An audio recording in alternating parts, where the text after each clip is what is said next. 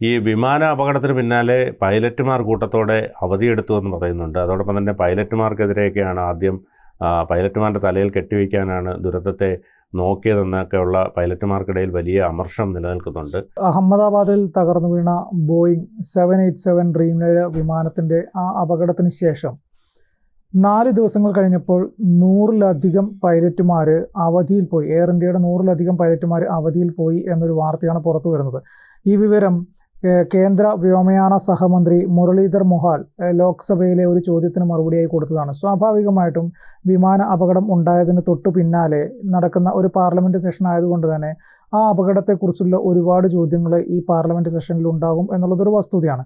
അങ്ങനെ ഉയർന്നു വന്ന ഒരു ചോദ്യത്തിലാണ് ഈ പറഞ്ഞ പൈലറ്റുമാർ കൂട്ടത്തോടെ അവധിയിൽ പോയി എന്നൊരു കാര്യം അദ്ദേഹം വെളിപ്പെടുന്നത്. ഇതുവരെ ഇങ്ങനെ ഒരു വാർത്തയോ അല്ലെങ്കിൽ ഇങ്ങനെ ഒരു സംഭവത്തെക്കുറിച്ചുള്ള വിശദാംശങ്ങളോ ഒന്നും തന്നെ എയർ ഇന്ത്യയോ കേന്ദ്ര വ്യോമയാന മന്ത്രാലയമോ പുറത്തുവിട്ടിട്ടുണ്ടായിരുന്നില്ല. അതിൻ്റെ പൈലറ്റുമാരുടെ അസുഖങ്ങൾ റിപ്പോർട്ട് ചെയ്യുന്നതിൽ നേരിയ വർധനവുണ്ടായെന്നും അപകടത്തിന് ശേഷമുള്ള അവരുടെ മാനസികാരോഗ്യം തിരിച്ചറിയുകയും കൈകാര്യം ചെയ്യുകയും ചെയ്യേണ്ടതിൻ്റെ ആവശ്യകതയും അദ്ദേഹം പാർലമെൻറ്റിൽ പറഞ്ഞു.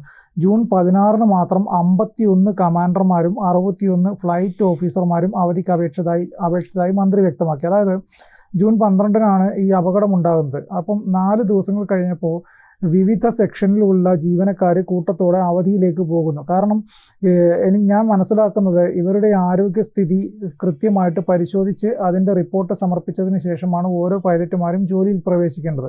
പൈലറ്റുമാരോടൊപ്പം തന്നെ ക്യാബിൻ ക്രൂ അംഗങ്ങളും അവർക്ക് എന്തെങ്കിലും രീതിയിലുള്ള അസുഖങ്ങളുണ്ടോ, മാനസിക പ്രശ്നങ്ങളുണ്ടോ തുടങ്ങിയ കാര്യങ്ങളെല്ലാം തന്നെ പരിശോധിക്കണം. കൂടുതൽ വാർത്തകളും വിശേഷങ്ങളും നിങ്ങളിലേക്ക് എത്താൻ ABC മലയാളം സബ്സ്ക്രൈബ് ചെയ്യുക, ബെൽ ബട്ടണും അമർത്തുക.